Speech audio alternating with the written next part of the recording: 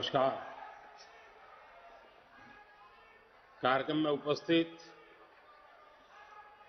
Bharatiya Janata party के राष्ट्रीय अध्यक्ष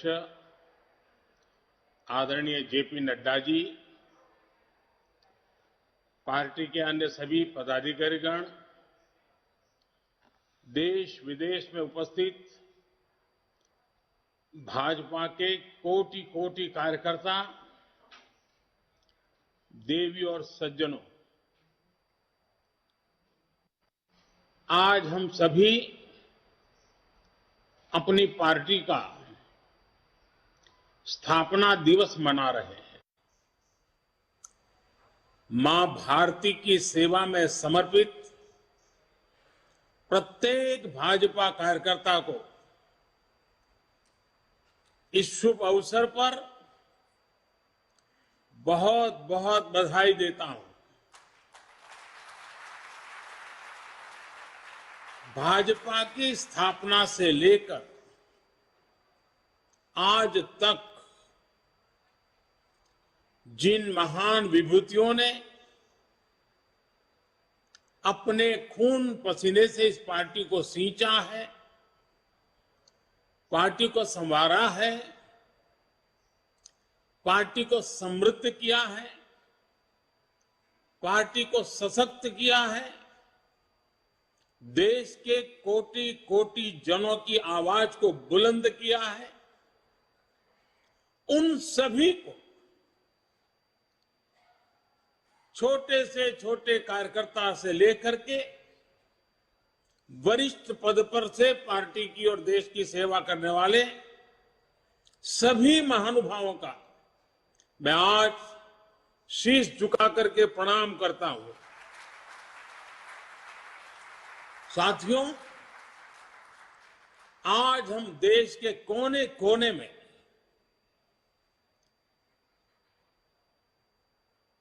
भगवान हनुमान जी की जन्म जयंती मना रहे हैं। बजरंगबली के नाम का घोष चारों तरफ गूंज रहा है। हनुमान जी का जीवन, उनके जीवन के प्रमुख प्रसंग आज भी हमें भारत की विकास यात्रा में प्रेरणा देते हैं, पुरुषार्थ के लिए प्रेरित करते हैं और हमारी सफलताओं में कहीं कहीं उन महान शक्ति के आशीर्वाद प्रतिबिंबित होते हैं। हनुमान जी के पास असीम शक्ति है, लेकिन इस शक्ति का इस्तेमाल वो तभी कर पाते हैं जब स्वयं पर से उनका संदेश समाप्त होता है। 2014 से पहले भारत की भी तो यही स्थिति थी। अथाह सामर्थ्य से भरपूर, लेकिन अनहों से घिरा हुआ देश का नागरिक। आज भारत उस बजरंगबली की तरह से, उस बजरंगबली की महाशक्ति की तरह अपने अंदर सुप्त शक्तियों का आभास कर चुका है। आज भारत समंदर जैसी विशाल चुनौतियों को पार करने, उनका मुकाबला करने में पहले से कहीं ज्यादा सक्षम है। हनुमान जी के ऐसे ही कई गुणों से हम सभी भाजपा कार्यकर्ता, हमारी पार्टी निरंतर प्रेरणा पाते हैं। हनुमान जी सब कुछ कर सकते हैं, सबके लिए करते हैं, लेकिन अपने लिए कुछ नहीं करते। इदम रामाय इदम न मम। यही तो भाजपा की प्रेरणा है।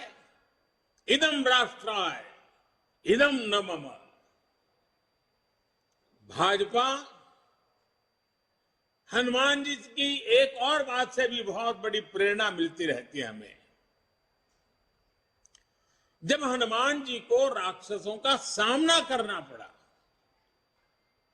तो वो उतने ही कठोर भी हो गए थे। इसी तरह जब भ्रष्टाचार की बात आती है, परिवारवाद की बात आती है, कानून व्यवस्था की बात आती है, तो भाजपा उतनी ही संकल्पबद्ध हो जाती है मां भारती को इन बुराइयों से मुक्ति दिलाने के लिए। कठोर होना पड़े तो कठोर भी होती है। और हमारे लिए एक तो बहुत बड़ी प्रेरणा क्या है, आज की मॉडर्न परिभाषा में जिन बातों को बार बार जिक्र किया जाता है, और वो है कैन डू एटीट्यूड। अगर हनुमान जी का पूरा जीवन देखें, डगर डगर पर पल पल हनुमान जी के भीतर की can do attitude, can do संकल्प शक्ति उनको हर प्रकार की सफलता लाने में बहुत बड़ी भूमिका अदा करती है। कहा भी गया है, कवन सो काज कठिन जग माही, कवन सो काज कठिन जग माही, जो नहीं होई तात तुम्ही पाही, तुम्हें पाही। यानी ऐसा कोई भी काम नहीं है जो पवन पुत्र हनुमान कर नहीं सकते। इसलिए जब लक्ष्मण जी पर संकट आया तो हनुमान जी संजीवनी बूटी के लिए पूरा पर्वत ही उठा करके ले आए। भाजपा भी इसी प्रेरणा से परिणाम लाने में, लोगों की समस्याओं का समाधान करने का प्रयास करती रही है, करते रहना है, करते रहेंगे। इसलिए साथियों, आज के पवित्र अवसर पर को स्मरण करना है, राम काज किने बिनु, राम काज किने बिनु मोही कहां विश्राम। भाइयों और बहनों, भाजपा वो पार्टी है जिसके लिए राष्ट्र सदैव सर्वोपरि रहा है। एक भारत श्रेष्ठ भारत जिसकी आस्था का मूल मंत्र रहा है। जब जनसंघ का जन्म हुआ था तो हमारे पास न ज्यादा सियासी अनुभव था, न साधन थे, न संसाधन थे,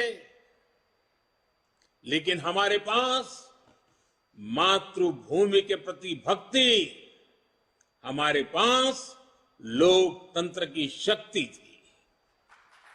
जो देश लोकतंत्र की जननी हो, मदर ऑफ डेमोक्रेसी हो,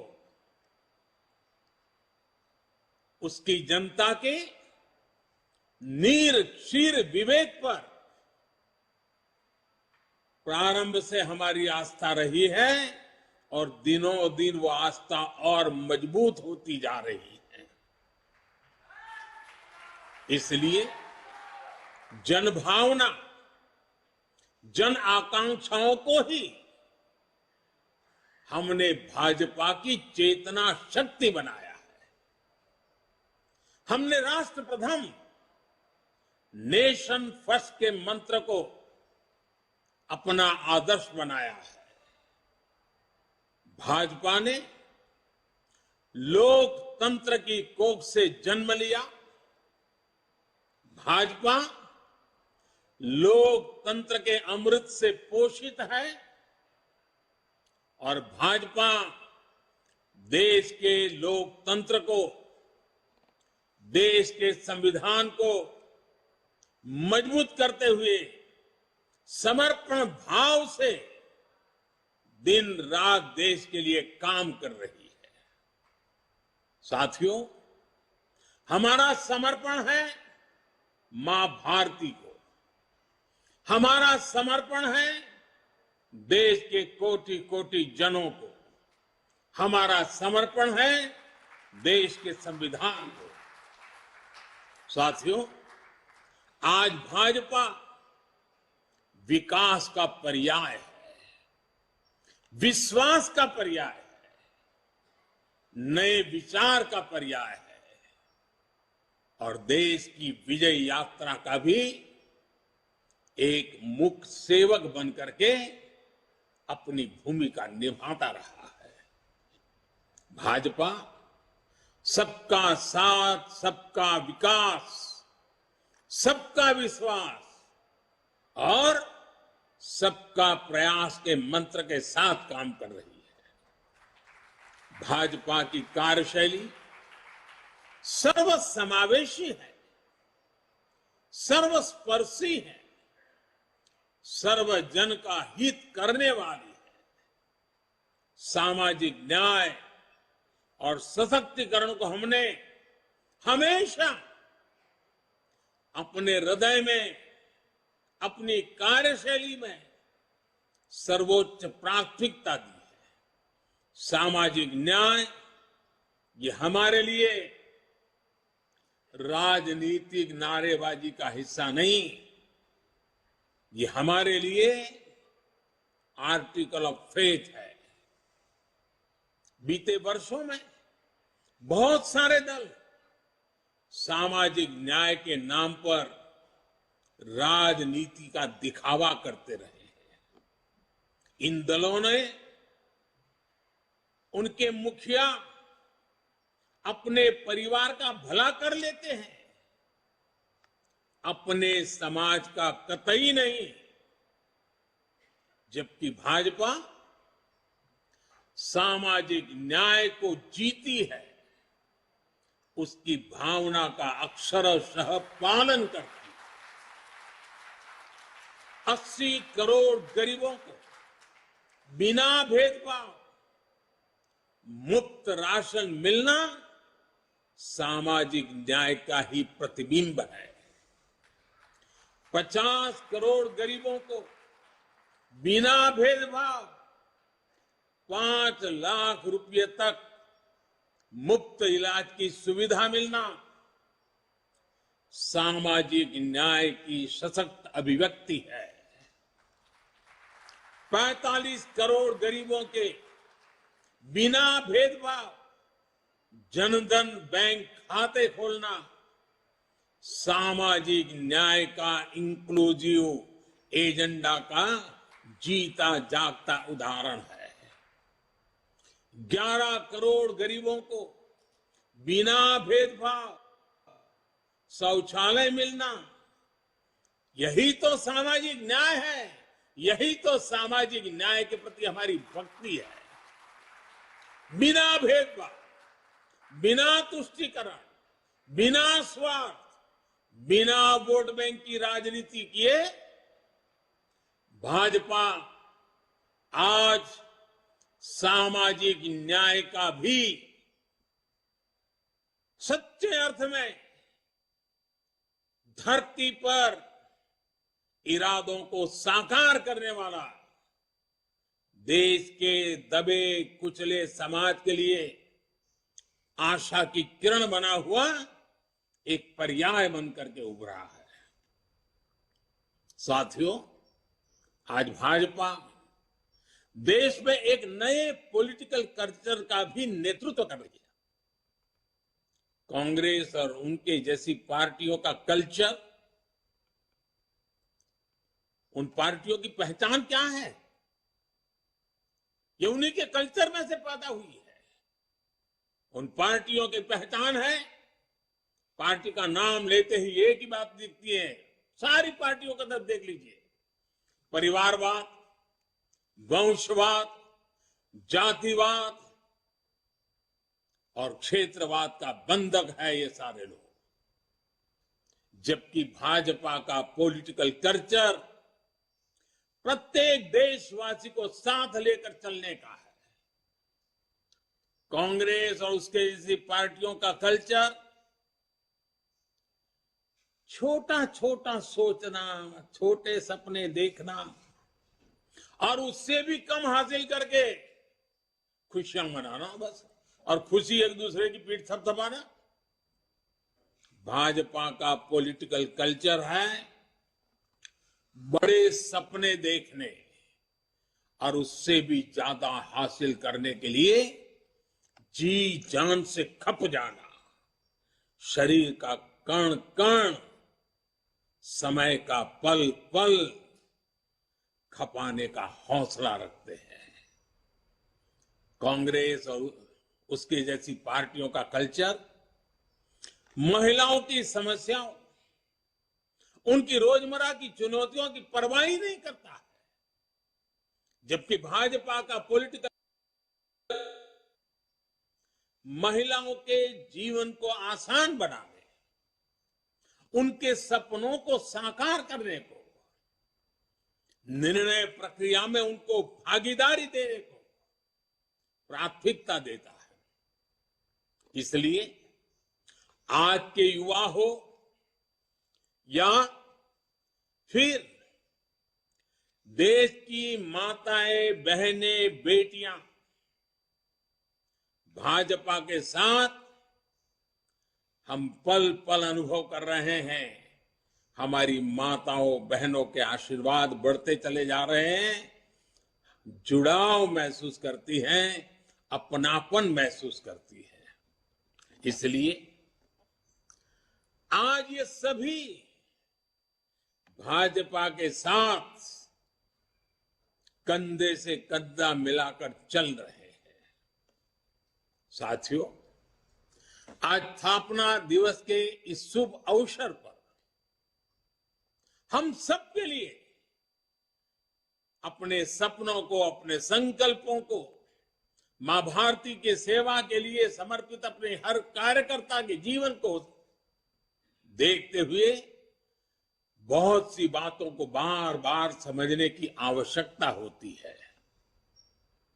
2014 में जो हुआ वो केवल सत्ता परिवर्तन नहीं था। 2014 में भारत के लोगों ने भारत के पुनर्जागरण की नई यात्रा का शंखनाद कर दिया है। 800 साल से ज्यादा की गुलामी से बाहर निकलकर एक राष्ट्र अब अपना खोया हुआ गौरव पाने के लिए फिर से उठ खड़ा हुआ है।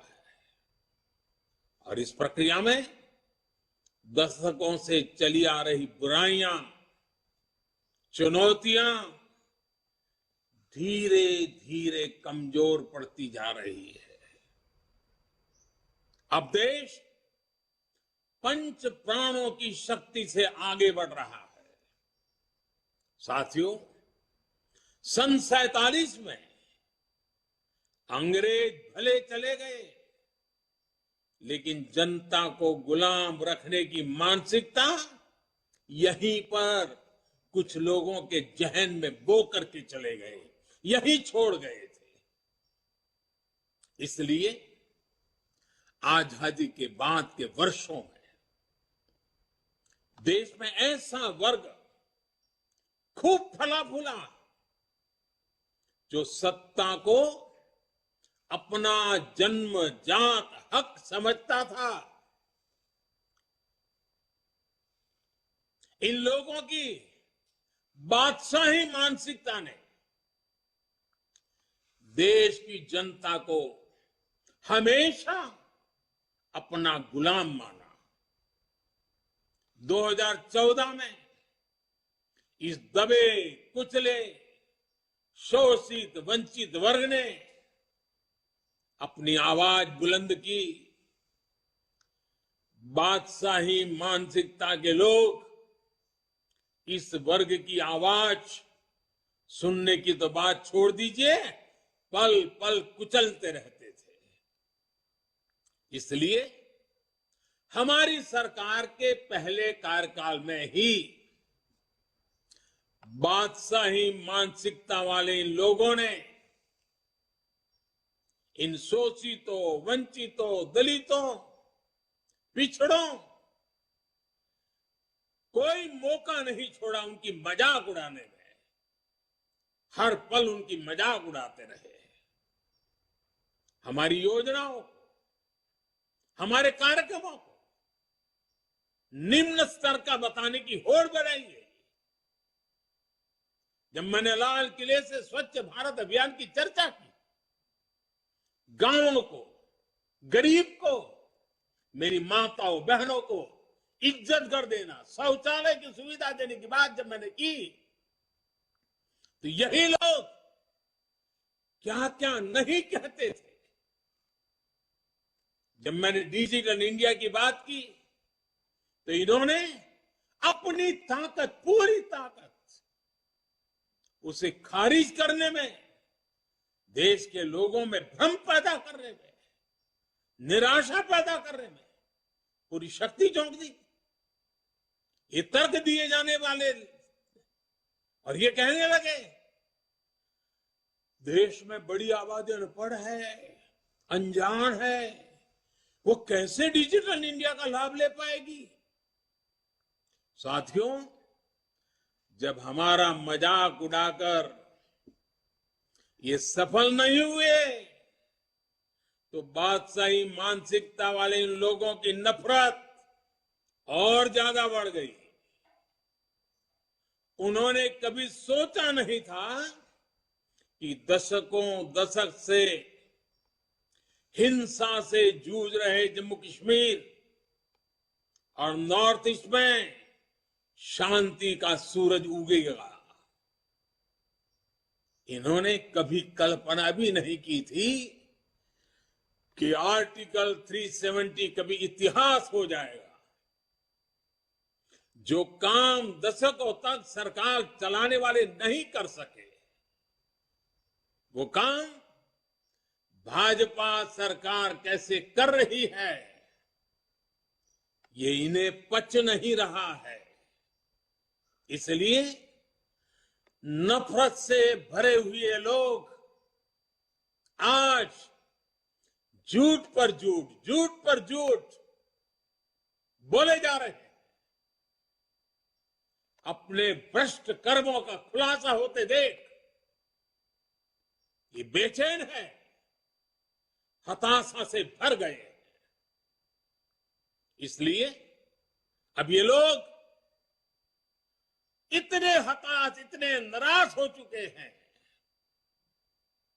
कि अब एक ही रास्ता उनको दिख रहा है, एक ही उपाय दिख रहा है, और वो खुल करके कहने लगे हैं मोदी तेरी कब्र खुदेगी।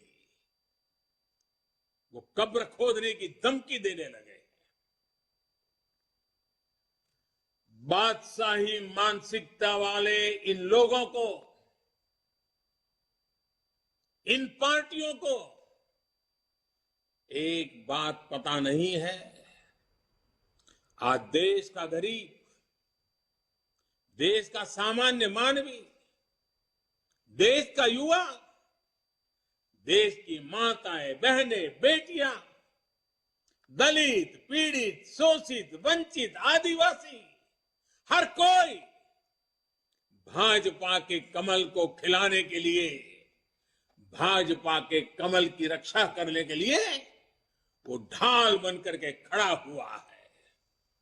साथियों, अपने अस्तित्व की लड़ाई लड़ रहे इन राजनीतिक दलों की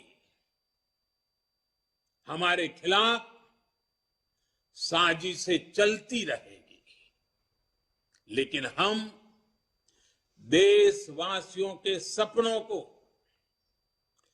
देशवासियों की आकांक्षाओं को दबते हुए, बिखरते हुए, सिमटते हुए, मुरझाते हुए नहीं देख सकते। इसलिए हमारा जोर देश के विकास पर है, देशवासियों के कल्याण पर है। हमारे परिश्रम से जो परिणाम मिले हैं, इसकी गवाही वो आंकड़े दे रहे हैं जो पिछला वित्तीय वर्ष समाप्त होने पर बीते 15-20 दिनों में सामने आए हैं। और मैं सभी देश और दुनिया में भाजपा के कार्यकर्ताओं को हमेशा हिसाब देने की आदत रखता हूं। काम का ब्यौरा हर मौके पर देता रहता हूं। मैं आज सिर्फ 2-3 सप्ताह की ही झलक दिखा रहा हूं आपको, 15-20 दिन की। इतने छोटे से काल में हर भारतीय को गर्व हो। जीएसटी लागू होने के बाद से किसी एक वित्तीय वर्ष में 18 लाख करोड़ रुपए कलेक्शन का रिकॉर्ड बनाना अभूतपूर्व। इस दौरान देश के टैक्स पेयर ने भी 16 लाख करोड़ रुपए से अधिक टैक्स देकर नया रिकॉर्ड बनाया। मार्च महीने में ही यूपीआई से 14 लाख करोड़ रुपए के ट्रांजैक्शन का नया रिकॉर्ड बना। देश के इतिहास में पहली बार हमारा एक्सपोर्ट 750 अरब डॉलर के पार पहुंचा। देश में कोयला उत्पादन में पुराने सारे रिकॉर्ड तोड़ दिए। देश में स्टील उत्पादन में भी पुराने सारे रिकॉर्ड टूट गए। पहली बार 16,000 करोड़ रुपए का डिफेंस एक्सपोर्ट हुआ। एचएएल ने रिकॉर्ड रेवेन्यू जनरेट किया। मोबाइल फोन प्रोडक्शन और मोबाइल एक्सपोर्ट में भी नया रिकॉर्ड बना। एक साल में 6,500 किलोमीटर रेल ट्रैक का इलेक्ट्रिफिकेशन करने का रिकॉर्ड भी कुछ ही दिन पहले सामने आया। रेलवे ने 1,500 मैट्रिक टन से अधिक फ्रेट लोडिंग का रिकॉर्ड भी इसी दौरान बनाया। देश के बड़े पोर्ट्स ने एक साल में करीब 800 million metric ton cargo handle करने का नया रिकॉर्ड बनाया। लगातार बन रहे विकास के ये रिकॉर्ड दिखाते हैं कि देश कितनी तेजी से आगे बढ़ रहा है। मैं एक सांस में जितना बोल पाया बोल दिया। साथियों, आज हम सबका सौभाग्य है कि आज एक राजनीतिक कार्यकर्ता के रूप में हमें आजादी के अमृत काल में देश की सेवा का अवसर मिल रहा है। हमें भविष्य के भारत का निर्माण भी करना है और मेरे सब कार्यकर्ताओं को, भाजपा के हर सिपाही को हर स्तर पर उसका नेतृत्व भी करना है। हमारे प्रयास में अगले 25 वर्षों का विजन शामिल होना चाहिए। हमारे हर कार्य में वो ऊर्जा होनी चाहिए जो आने वाले दशकों तक देश की दिशा और दशा, हमारे सपनों को मजबूत करने वाली मां भारती के कोटि कोटि जनों की आजादी से अब तक के संजोए हुए सारे सपनों को सिद्ध करने वाली होनी चाहिए। साथियों, आज के इस समय में दुनिया तेजी से बदल रही है। हमें भविष्य के हिसाब से भी अपनी पार्टी को निरंतर विकास करने की, विकसित करने की, सामर्थ्य बढ़ाने की कोशिश कभी भी रुकने नहीं देना है। हम पहले भी करते आए हैं, आगे अब जरा और गति से करना होगा। 6-7 वर्ष बाद मैं सभी कार्यकर्ताओं से आग्रह करता हूं, 6-7 वर्ष बाद भारतीय जनता पार्टी के 50 वर्ष पूरे होंगे। जब भाजपा के 50 वर्ष पूरे हो, उस समय पार्टी का व्याप कितना होगा, स्वरूप कैसा होगा, हमारे लक्ष्य क्या होंगे, ये हमें अभी से तय करना होगा। हमें नए आइडियाज को, नए इनोवेशंस को अपनाना होगा। पार्टी में उन्हें एक प्रकार से हमारा जीवन का, कल्चर का हिस्सा के रूप में ऐसे जोड़ना होगा, उसे बढ़ाना होगा। जैसे मेरा एक सुझाव है कि हम पार्टी में टेक्नोलॉजी को हर स्तर पर आगे लेकर आए। हम विभिन्न स्तरों पर टेक्नोलॉजी सेल्स बना सकते हैं। हम युवाओं की ऐसी टीम बना सकते हैं जो आधुनिक टेक्नोलॉजी को मॉनिटर करे, उसे जनता तक पहुंचा के लिए कैसे इस्तेमाल कर सकते हैं। हम एक्सपर्ट से सुझाव लें, हम सेमिनार करें, एक्सपर्ट्स को लेकर बुला करके बदलते हुए विश्व को समझने की कोशिश करें। सोशल मीडिया में भी हमें नए तौर तरीकों के बारे में सोचना होगा। आजकल रील्स, यूट्यूब, ट्विटर, फेसबुक और इंस्टाग्राम के जमाने में ज्यादा से ज्यादा युवाओं में, इस युवा पीढ़ी में प्रोफेशनल से जुड़ने के लिए हमें राजनीति के नए आयामों को विकसित करना ही है। कम्युनिकेशन और इंफॉर्मेशन भाजपा के निरंतर विस्तार में बहुत बड़ी भूमिका निभाने वाले हैं। इसके लिए हमें अपने कार्यकर्ताओं की ट्रेनिंग, पंचायत से लेकर पार्लियामेंट तक चुने हुए प्रतिनिधियों की ट्रेनिंग के नए प्लेटफॉर्म बनाने होंगे। साथियों, संगठन शक्ति, कार्यकर्ताओं की एकजुटता,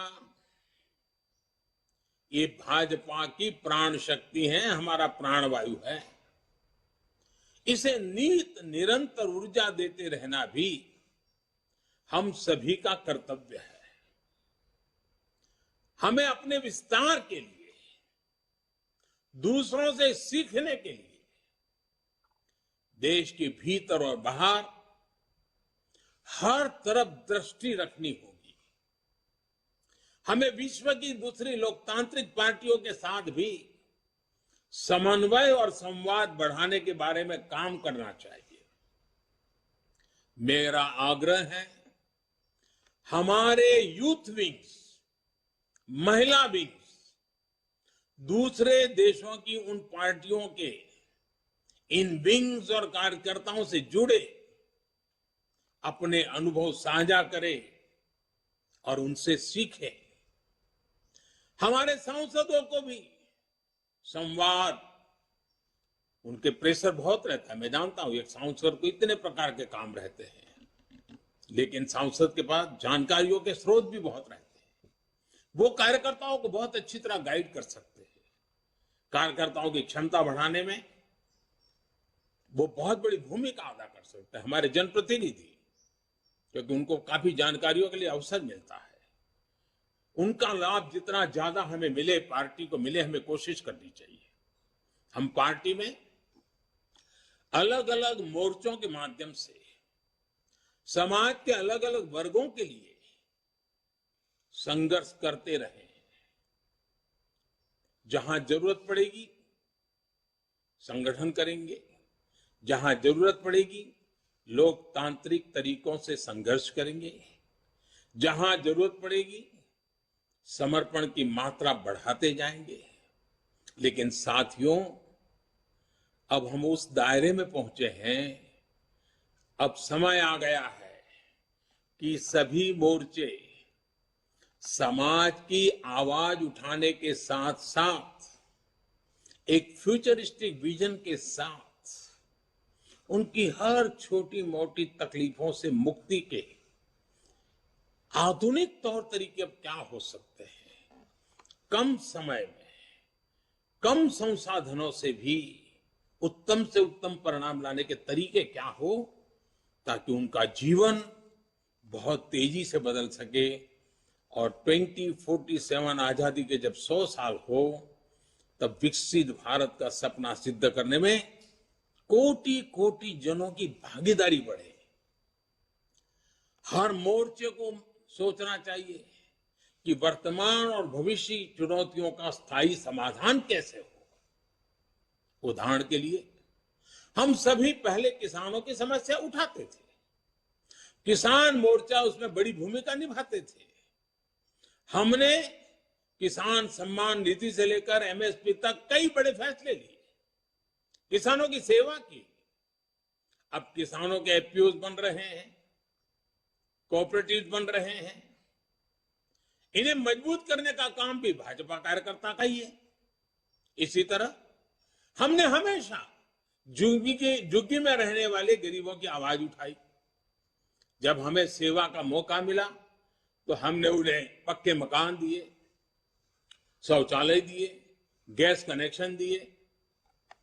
हमें इसी तरह आगे के लक्ष्य तय करने हैं। ये समाधान स्थायी होने चाहिए और फ्यूचर रेडी होने चाहिए। इस तरह के प्रयासों के लिए हम पार्टी में नए इंटेलेक्चुअल सेल्स भी बना सकते हैं, नए विचारों पर सेमिनार्स करने और उन पर आगे बढ़ने की एक व्यवस्था तैयार कर सकते हैं। साथियों, जब हमारे सामने 2047 के विकसित भारत जैसा बड़ा लक्ष्य है तो हमारी ये जिम्मेदारी है कि परिश्रम में कोई कमी नहीं छोड़े। हमें सफलताओं को सेलिब्रेट तो करना है, लेकिन अगले ही पल अगली चुनौती के लिए कमर भी कसनी है। और हमें ये सब बीजेपी की मूल विचारधारा के प्रकाश में ही करना है। भारत के संविधान की सीमाओं में ही रहना है। हमें भारत के समाधान उधार की सोच से नहीं, भारत की जड़ों से ही, भारत की परंपराओं से ही, भारत के कोटि कोटि जनों के सदियों के अनुभव से ही, उस अमृत से आगे बढ़ना है।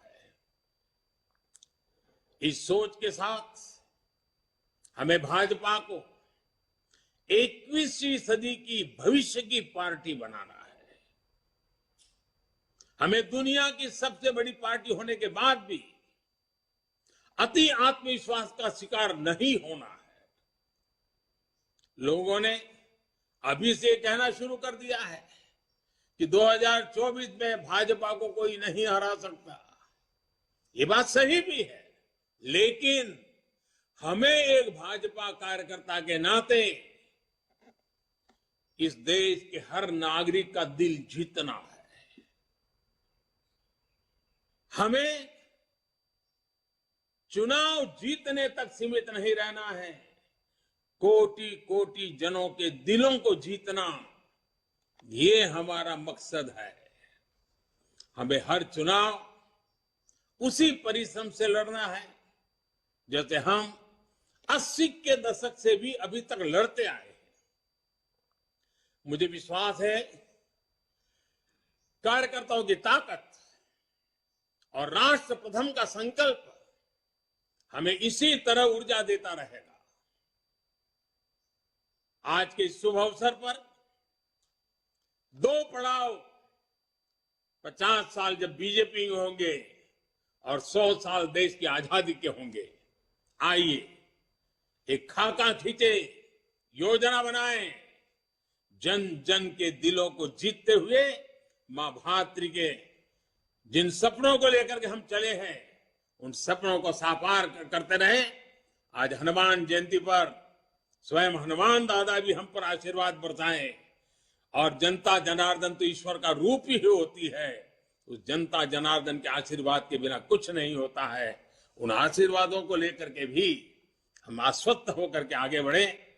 मैं आप सबको बहुत बहुत धन्यवाद देता हूं, पुनः शुभकामनाएं देता हूं। मेरे साथ बोलिए, भारत माता की, भारत माता की, भारत माता की। बहुत बहुत धन्यवाद।